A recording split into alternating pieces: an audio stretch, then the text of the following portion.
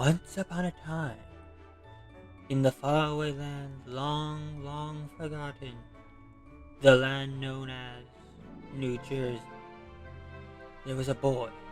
Now this boy, he had a fascination with the bad media of the world, such as movies, video games, and even internet memes.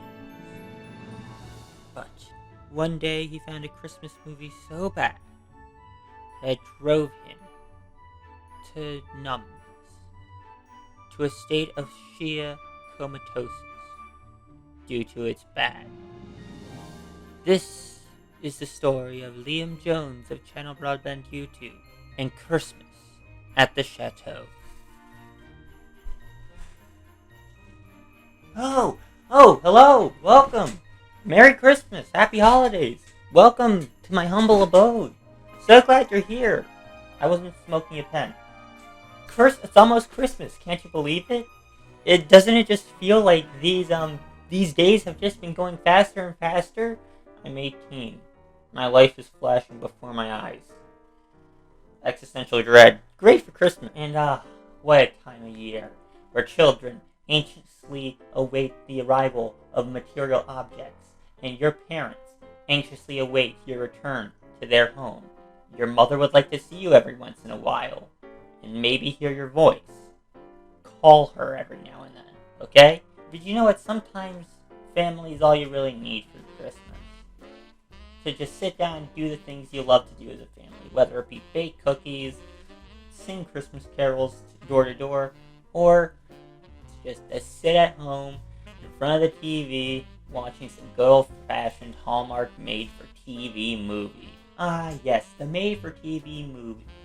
When a studio has a young, endearing director and they give them a budget of a $25 gift card to Applebee's. They always pay for craft services! Yes, these movies are cheaply made, but that doesn't mean that any of these movies are bad. No, there are some very good made-for-TV movies, or hell, even made-for-TV movies that have accrued massive fan bases. Think any, early 2000s Disney Channel original movie, or one of my personal favorites, Phineas and Ferb Across the Second Dimension. Now, Hallmark is known for pushing out several movies a year, each with I don't know, a baker's dozen for every season imaginable. And yes, they may all contain actors you've probably never heard of, and every movie contains the same 5 actors, and they all have the same plot lines of a Mad Libs template. Seriously, they are pretty much all the same thing that I have narrowed down like check marks in my brain for every time I watch them. But, they're not really supposed to be for the hardcore movie watcher. They're supposed to be for families and, retired mothers. People who have time to put something on in the background where they're going and baking the good old sugar cookies. But what if you go one step lower? What if you go to an extreme of cheap and lazy and cookie cutter and basic and generic that I have not seen from Hallmark or even Lifetime? Ladies and gentlemen, strap your bottoms in because we're in for a wild ride. And I introduce you to one of the cheapest and, might I say, one of the worst made-for-TV movies I have ever seen in my life. Prepare yourself for Christmas at the Chateau. Go into the movie. I have nothing else to say. The movie starts like any other basic Hallmark movie with an establishing shot of a few things while a Christmas song you've never heard of plays in the background, basically just jacking off the season.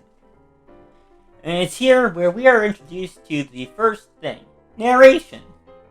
Always nice in the Christmas. This narration comes from the main woman lead in the movie, Brooke Phillips, played by actress. She gives off a little bit of history about this thing was converted from an ancient Victorian architecture to a Hampton Inn. About the last 60 of them have been open to other families, ever since my grandpa turned it into a bed and breakfast. Okay, apparently this is a traditional dance where the father the old guy, and his daughter's just prancing along. How are you his daughter? You're like 11. So anyway, there are 3 daughters. You've got Brooke, you've got Child. I'm gonna call her Child because I can't remember her name, and because I can't remember the other sister's name, I'm just gonna call her the third sister. All right, I'm gonna give you guys a heads up. This movie has quite a few continuity errors, as in a lot. Way too many to count, which is why I didn't count them. Like, where is small child, girl, daughter? We didn't see him put her down. Where is she? Did she disappear into the ether when she was of no more importance? I don't know. It's just something that bugs me. Anyway, let's go see how Brooke is with those cookies. Oh, Brooke ruined those cookies. Oh, that's sad. And the dad comes in and she ruins the icing that were going to be on those cookies. Dude, don't dip your finger, get a spoon and then go wash the spoon. Like it or not, it's your turn. Dad, I can't go out there like this. I mean, I'm a mess. You can't go out looking like that. Sorry, microphone. You can't go out looking like that. Get a lint roller, or just brush the flour off, or take 5 minutes and change your dress. It's not that hard to do a thing. Stop complaining, you. I miss Mom. I do too, kiddo. Me too. Up, guys, we got dead mom. Dead mom alert. Dead mom, sound the alarm. Ring, ding, ding, ding, ding, ding, ding, ding. This is now officially a made-for-TV movie that was premiered on TV in real life and that you can go watch on Showtime. Oh my god, what is this? So, while we're getting all dancing, we get to hear some good words and some meaningful morals that we should hear from Brooke's father. Promise me you won't let this place run your life. Whatever comes a stumbling block, don't hesitate. Let it go. God, I'm tired of this movie looking like it was edited by me and match with the movie. See here. Oh, we're gonna fast forward 2 years later. Is that Fernanda? Why? I was making a joke. Was this thing actually edited in Vegas? You may be mesmerized by the house. 3 stories of intricate woodwork, tile floors, plated ceilings, maybe the ornate dragon staircase, or many people's favorite, the embedded statue of Shakespeare, carved above the fireplace. Oh, stop boosting this house's ego. It's already high off. Your entire life, it becomes one big, fat, drawn-out chore. You're welcome. One more thing, dear. I seem to have forgotten my toothbrush. Would you happen to have an extra? Yes, I can do that. I will.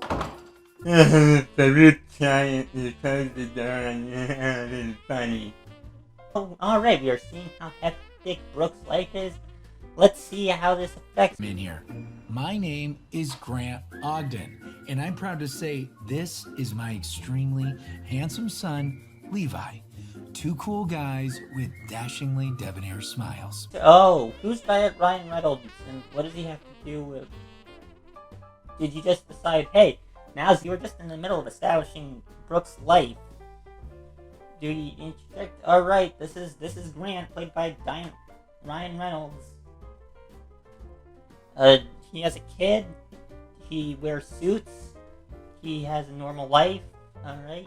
Let's see, and we're back to Brooke now, because of course, we had to establish Grant right now. We couldn't have waited 5 seconds to establish him after we were done with him. And look, the old woman is giving the small child 25 cents, because haha, she thinks that's enough to buy a goddamn Lamborghini.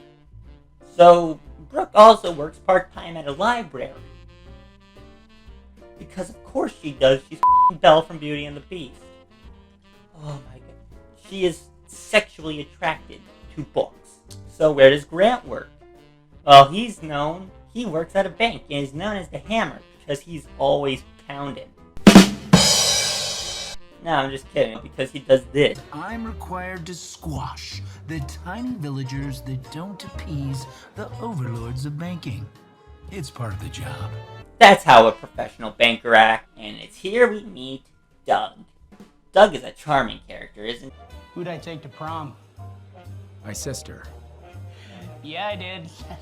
Yeah, that f***ed her so hard, dude. Well, I don't know why they didn't call me the hammer.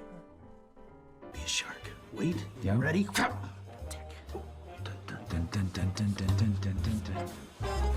This isn't... I understand they were childhood friends, but this is no way to act in a professional environment. Is it? Is it, Mr. Ogg? I mean, really, has a book ever helped somebody fall in love? Has it ever showed them who they're meant to be with? Is that book gonna help Grant fall in love? I mean, maybe, seeing how it's right front and center on the goddamn movie poster. You know, I read in a magazine last month about women with pre-holiday psychosis. They get so lonely that they start hallucinating and talking to people who aren't even there. Yeah, they have a term for that. It's called post-holiday psycho. Oh yes, we can't forget about the quirky friends, Woman Librarian and Max. And these two make a great pair because Woman Librarian says, "Oh, you're talking to yourself. You must be lonely." The psycho happens before the holiday. That's why we hurry up and get our friend hooked up before the post-psycho sets You in. guys, I am not a psycho. I don't need a guy to make me happy. And besides, I got both of you. Oh, that's good. I don't have a lot of friends. So she's not lonely. She is addicted to work. Remember when the dad said, "Don't let the Chateau run your life"? Well, I think someone's letting work run their life. So it turns out that these two lovebirds sent Brooke out on a date. And here we have a nice, clever scene explaining how... about Brooke talking about, I don't know, guys or something. I can't believe you set me up on a date. It was Max's idea. And his friend. Oh, excuse me. Sunglasses. I must put my sunglasses on in the middle of recording. I don't know how that happened. See, the movie's back to normal now. What did you think? I mean, he's kind of different. You always liked mystery. And he's sort of funny. I mean... Hold on a second. Are you... Oh my god. Who signed this off? I'm not editing this. The movie just looks like this. It just goes dark. And this doesn't happen anywhere but in this one specific shot. This one camera angle looking directly in the front of the library desk. That's the only place this appears. Was the cameraman really hungover and the light of the camera was hurting his eyes, so he had to turn the brightness down the camera so he could see it, and he just didn't tell anyone? How do you not notice a production error this obvious, is what I'm saying. So who did the Wonder Twins team Brooke up with? Well, an artiste that I forgot the name of, so I will name him Mr. Artist. Listen to him talk. As a true artist, acting, painting, stretching. Brooke, I know this all may seem rather sudden, but I just feel like you and I are two floating sticks in the stream of life. And suddenly, our paths have crossed. How about dinner? It's insufferable. Which is why I will be skipping over any scenes with him in it, because no scene with him in it is important. In the next scene, we have a fun time of just grandkids playing at the library, playing some games, doing some arts and crafts, playing around, being dudes. Look, they even meet Brooke the librarian. It's so nice, and they see the kid, and it's like, oh, it's so cute. Today. Snakes and Froggy books. They're my favorite. That's my dad. We're apparently best pals. And I like snakes and froggies. Well, bravery must run in the family. In no way are they gonna up my entire life. You know what I hate about fast coffee? What? I mean, you take a plastic cup, toss it in the machine, add some water, push a couple buttons, and in seconds it's done. It's a cold way to make hot coffee. It's easy. That's why I like it. But there's no passion, no art, no love put into it. Oh, shut the hell up. You really are one of those people, huh? You're one of those people who think, oh, everything has to have passion.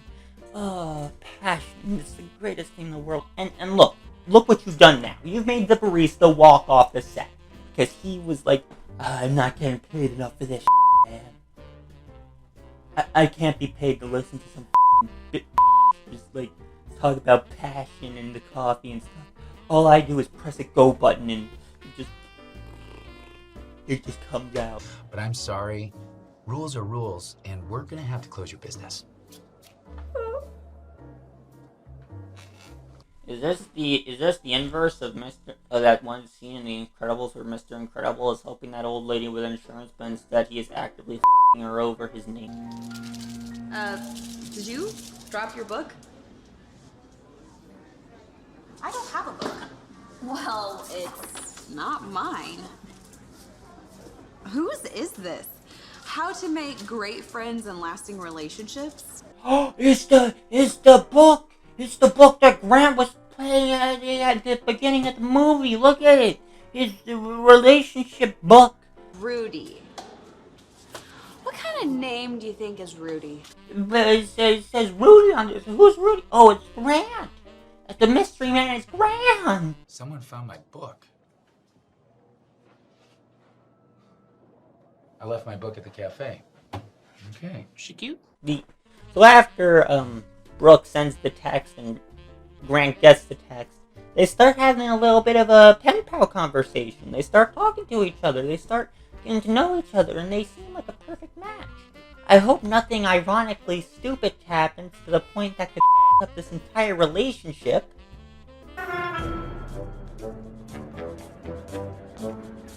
Oh, who's this? Who's this evil money man and his money minion? Oh, is this a bad guy? It is. His name is Mr. Babushka, but I'm just gonna call him Evil Mr. Moneyman. And Mr. Evil Moneyman wants to buy a house. Only doesn't really want to spend money while buying a house. And he decides to say this.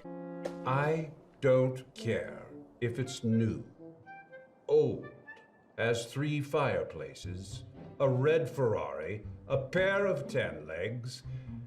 If I'm basically not stealing it, I don't want it.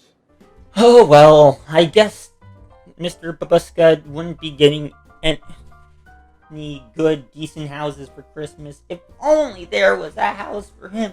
Oh, what is this? The Shakespeare Chateau. It's a bed and breakfast called the Shakespeare Chateau. Priceless, original, stained glass windows. Intricate carpentry, literally from floor to ceiling. This masterpiece is worth well over $2 million. 5 years ago, the estate was used as collateral for a relatively small $50K fix-up loan. That note ended last month with a remaining $30K in debt. It's beginning to look a lot like default. They're in default. Yeah, I know they're going to default. I got that from the song Dumbass. This seems like too good for Mr. Babushka. And what does he say? You conniving little devil. You soul-sucking, spineless banker.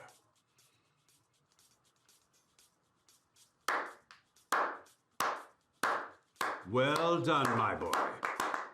You did it. This has gotta be parody. This has gotta be a parody routine. Mom, we miss you. Oh, gee, Brooke, I wish I could act. Who's at the door? Who's at the door? Hey, Brooke. Oh my god, it's the third sister! She returned from her heated rage. Yeah, I forgot to mention the third sister left I don't know, probably because the dad was...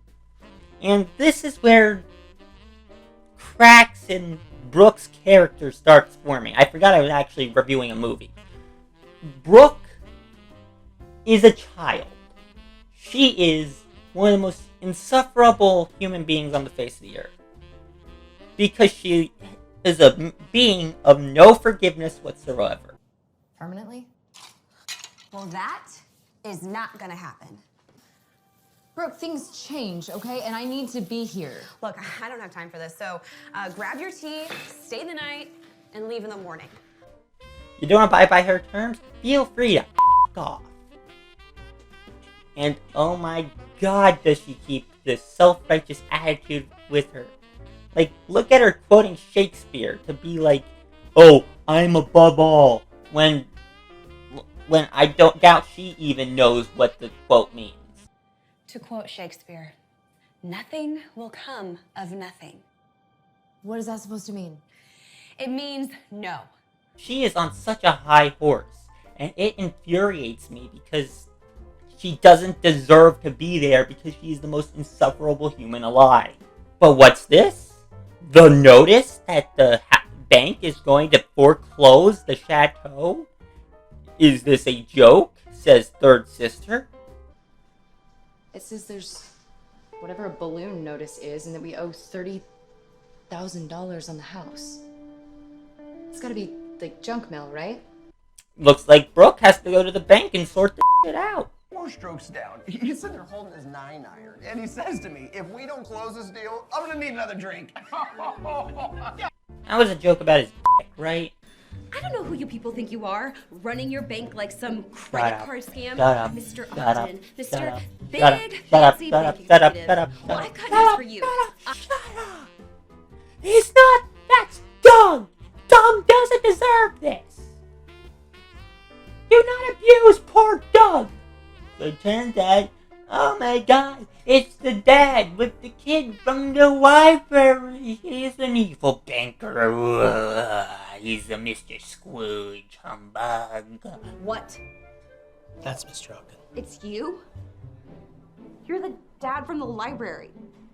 Stacy, I've got this. Mr. Grant Ogden, big fancy pants executive loan officer, at your service. Can we go talk in my office? Maybe like adults? Do I need an appointment? He said like adults.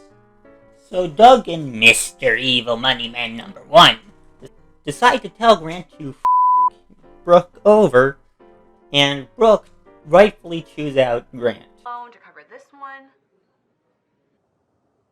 Unfortunately, at this time, there are no loan options available. As the notice clearly states, you have until December 24th to pay back the full amount owed, or the bank will have no other option but to take full possession of the estate on December 20th. It's not personal to you. Because it's not misplacing your keys to your fancy car or getting a stain on your nice suit. This means everything to me.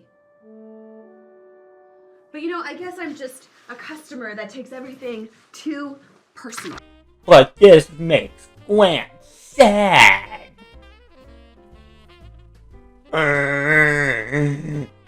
Even the cheeriness of Doug can't cheer him up. My family business is all I have. Bam! Heck yeah! And once Doug realizes how Grant is feeling, this happens. Wait. What? No.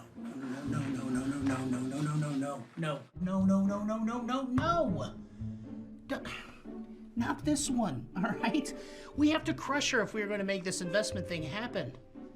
All right? We need this. I need this. This always... What happened? Was the editor drunk? This is something I would have done back when I was recording in my old bedroom with my old phone camera. How did you even do this? Like, did you forget that you were making a movie and not something funny? You were making a drama movie? Did you forget to edit out scenes that didn't need to be edited out? How do you do this? How do you do this in particular? It blows my mind. How do you not notice a f***ing production error this obvious? How do you not notice something like that? Anyway, Grant finds Brooke's necklace that she left there. Oh yeah, that's right. The dad came in and put a necklace on her. It was a family heirloom early in the movie. It really doesn't matter. I mean, it does matter, but it really doesn't. So Brooke goes and complains about it to the masterminds of Lady Librarian and the total big brain that is Max. And Max has some nice things to say, don't he? We're going to make some lemonade. Oh, no. I'm gonna do way better than that. I am gonna go to school for 4 years. I'm gonna get a degree in business, then I'm gonna open a lemonade stand. I'm gonna hire a bunch of employees to run that lemonade stand, probably an employee named Paul, who will embezzle a bunch of money, and then I'm gonna have to sue him. But you know what? I'll get a settlement, and then I'll buy all the lemonade I want. Stupid Paul. Oh, I get it now. This movie was a money laundering scheme. Here we are at the date between Brooke and Mr. Art. Skip.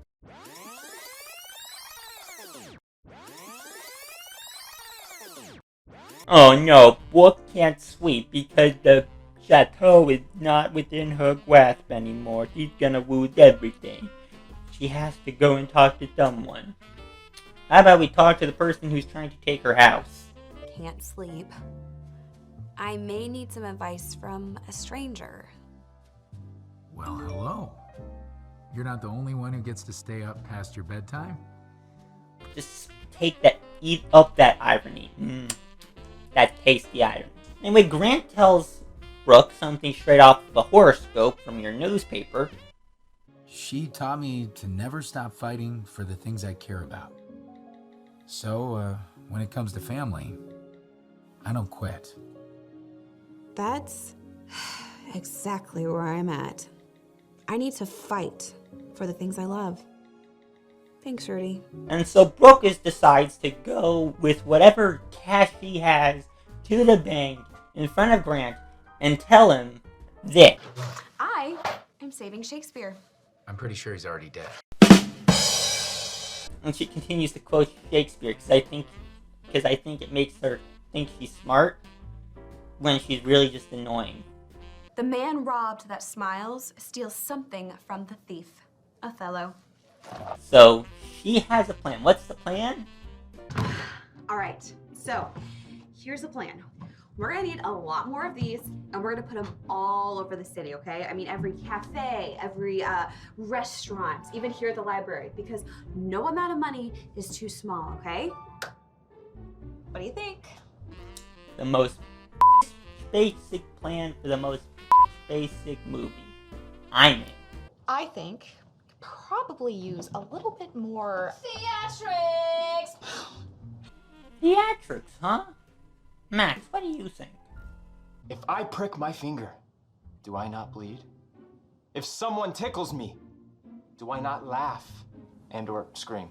Yes, but If somebody steals your bed and breakfast, do you not revenge? Okay, let me work my magic on these so-called theatrics that you'll have. There's a montage next. I'm not gonna show it to you. I'm gonna show my version of it. Let me work my garbage. Drop it.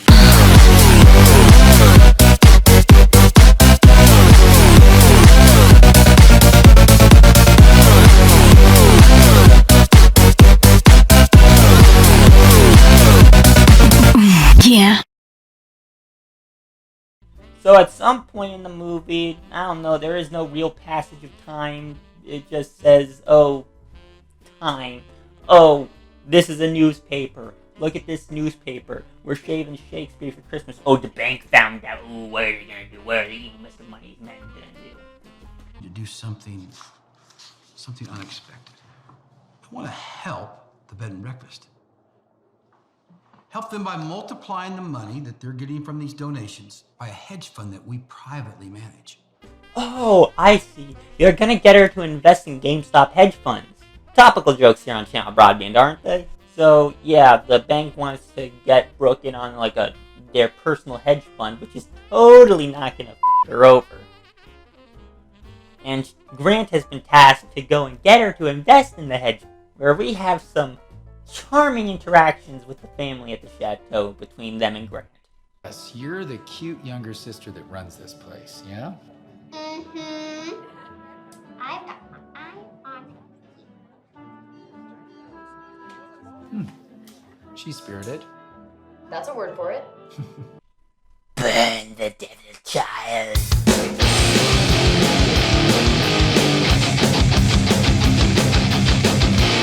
Okay, let's see that signature bankman charm go to work. What are you doing? I wanted to see how things were going. Let me help you out. Oh, no, you know, Got a lot of actually, stuff here. I don't actually need your help. Oh, it's Thank you, okay. though. It's not a problem. Oh yeah, sure. Show how much you don't need his help by just taking the stuff he took out of a bag and putting them into another bag. Yeah, that's putting things away. That's how I put groceries away in my house. But, I actually have real guests to attend to, so if you don't mind, I'll just see you later. Try again. So, how about something to drink? I assume this director was drunk for the entirety of the production of this movie. What would you like? Water if you have it. You can have wine. Oh, jeez, Jesus. He wanted water. He got wine. So Brooke asked. So Grant asked Brooke to a dance. You know, kind of like the dad did in like the beginning of the movie, which is, you know, could be a nice scene. Shows how he's an improving person. He's charming and nice, and he cares for Brooke. And like Brooke is starting to warm up to him. You know, there's no chemistry. They mostly just have been hating each other for the entirety of the movie. But they're starting to. And if you think this has turned to a nice scene, this happens. You just gave me a compliment, didn't you? Oh. That was 3 rogue seconds of a shot from the end of the movie that have been spliced in here for no other reason that I can think of. Did no one notice this on the production squad? Did no editor think, oh, I see, we fucked up? How, I repeat, how do you not notice a production error this fucking obvious? So Grant is able to lure Brooke in with the tasty investment opportunity of a GameStop hedge fund so that she can triple her money and save the Chateau for good. And it's totally nothing ironically stupid is going to happen. Absolutely nothing. The bank totally isn't going to screw her entire life. What do you know about hedge funds? Absolutely nothing. Oh, it's time to sign? Okay. Alright, just sign here to sign away your rights to the Chateau, your soul, your father's soul, your firstborn child, Max, and this NDA, so you can't complain to everyone about how we screwed you over. Man, this is so great. The bank's going to help everyone out. They're going to take care of the money. GameStop's going to go up. The Chateau will be saved. Brooke and Grant are going to be in a great relationship. I really hope that stupidly obvious thing isn't going to happen. What do you mean there's less than $200 in my account? I mean, I just deposited thousands of dollars literally 2 days ago. Oh, the money in the bank was gone, but the bank said that the woman wasn't lose all the money. Where'd the money go? We better go check with Grant, see where the money went. Woman and her money. All right, what do we got here? That's strange. What? There are no funds. I don't understand this. Oh, Grant doesn't know where the money went either. He's saying, oh yeah, it was frozen. Oh no, now Brooke's sad and angry at Grant.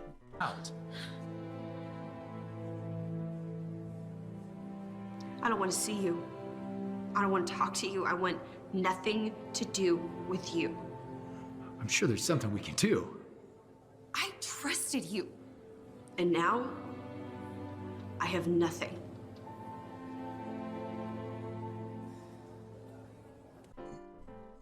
But somehow, Grant finds some moral superiority and goes to his superior, evil Mr. Moneyman 1. Here's the hammer, hitting where it counts. You knew this was gonna happen. Grant, did you not know that Brooke was going to be screwed over? Did you not know what the entire plan was all along? The plan was to get her out of the house so that evil Mr. Moneyman 2 can be roasting chestnuts with his girlfriend. And yes, that is a sexual euphemism. Did you just forget that you worked for the most evil bank in the world? Anyway, Grant is told to f*** off with Mr. Evil Moneyman 1, leaving us with such words of encouragement. Word of advice, don't let this little thing ruin what you've been building here. So anyway, Brooke is upset and sad. She likes the Chateau. She wants to go meet Rudy, and Rudy wants to meet her. Oh, but what is this?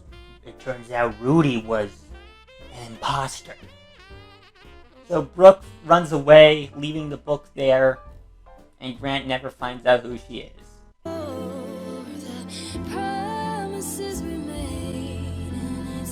And it's here again that we agree with Mr. Artist Skip. Skip. He offers nothing to the story.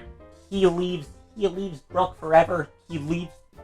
I hope he leaves the set. I hope this was the point where he said, I quit this movie. This movie sucks. Screw you guys. I'm going home. So then Brooke has a big sad, talks about having the opposite of a minus touch. The dad comes in, he tells her not to have a big sad, and they both have a big sad, and this is the point where all the anger and rage I felt for the first 2/3 of this movie slowly lifted, and I didn't feel anything afterward. I didn't feel joy, I didn't feel anger, I didn't feel sadness. I felt comatose. Because this movie just offers nothing for you to keep your attention. This movie offers nothing for you to, latch on. There's no good morals, there's no good character development. Hell, characters will just disappear out of the movie altogether. The only reason I don't focus on a lot of characters other than Brooke and Grant is because they don't offer anything. I mean, the only character I really care about is Max in all this. This movie gives me no reason to care about Brooke, Grant, the Chateau, the sisters. Nothing. This movie offers me nothing to care about. And that is why this movie was so hard to watch. That is why you can't do this cookie cutter. Otherwise, you are just left with a big ball of nothing for the audience to remember. I wouldn't have remembered this movie if these production mistakes weren't here. This movie would be a blip in my mind if it wasn't for these production mistakes. Maybe that's why they left them in. Maybe that's why. Because if they didn't, this movie would have just felt like a dream. And then Grant suddenly appears at the Chateau, wanting to apologize for Brooke. And for moral support, he brought up the kid. The kid that you probably forgot about for most of this movie. See, I told you, you're not going to remember it. And this is where Brooke's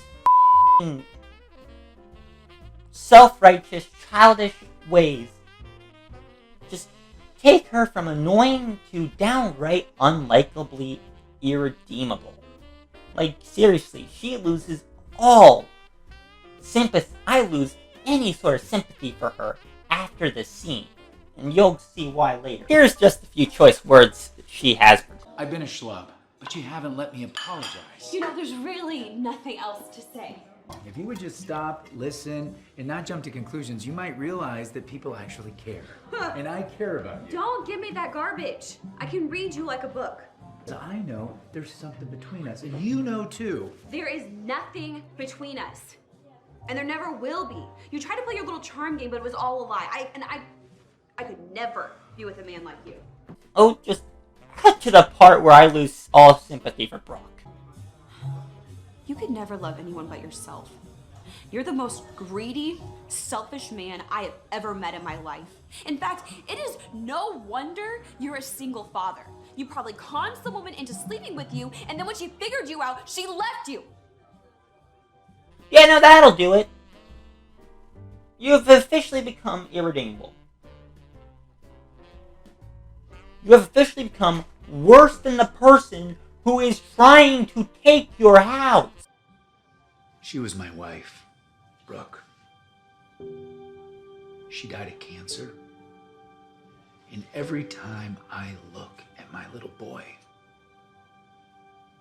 I see her face. Okay, yeah, let's just cop out of any real tear-jerking moment and go with the most generic, malignant, terminal disease you can. Cancer!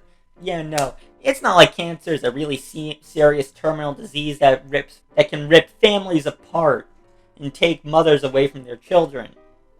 Or children away from their mothers. No. It's not like... No, it's just used for plot convenience, and that's that. God f***ing damn it.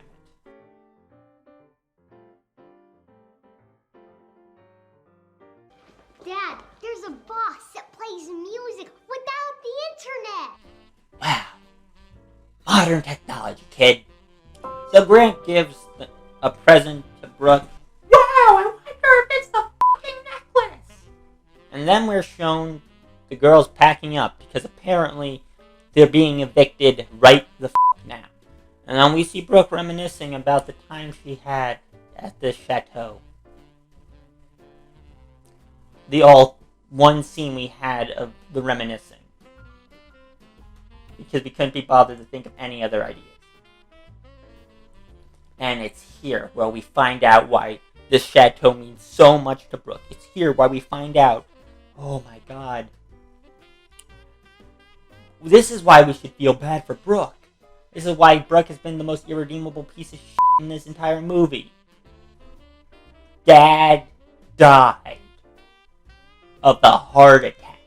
Nope, you're getting no sympathy for points back. You don't. Oh, you have a dead mom now, you have a dead dad. Liam, oh my god. Yeah, no.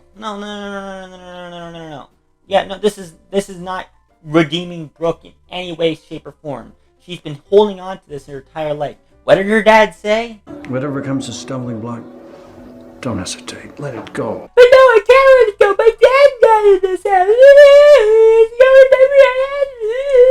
Alright, so this is pretty much the end of the movie, so we're just gonna blow through this.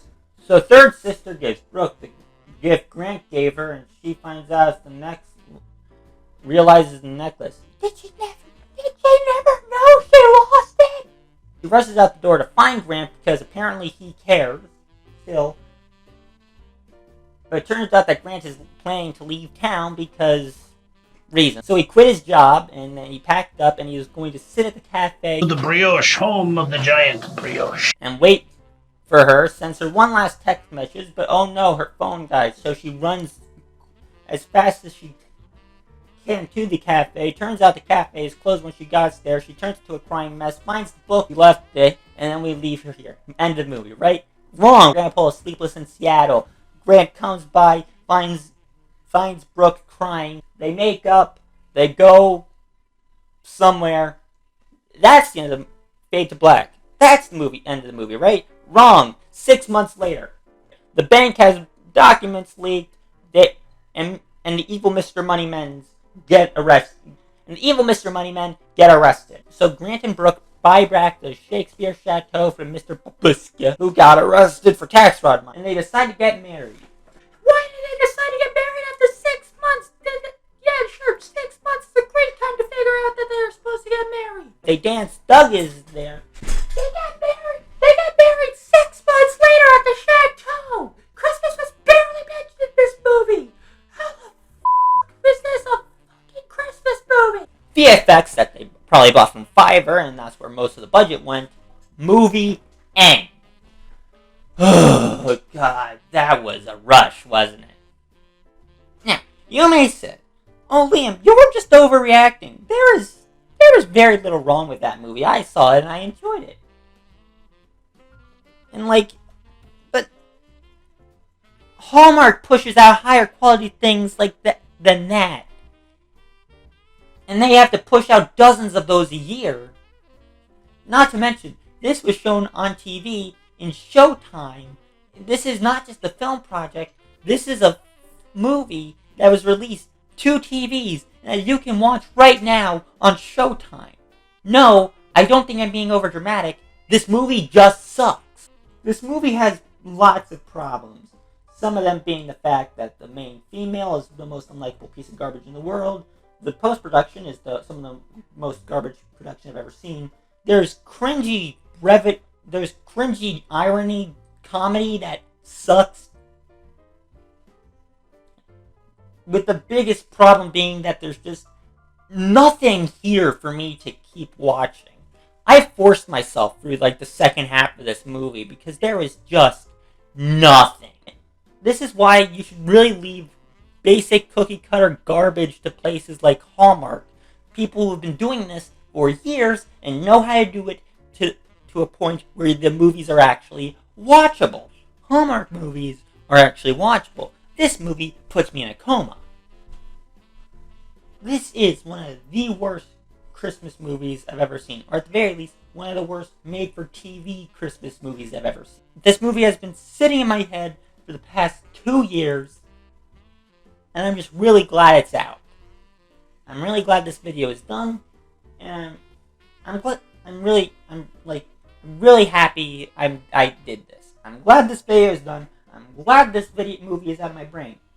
And I hope that all the people out there who decide to take the time to sit down and watch this movie with me,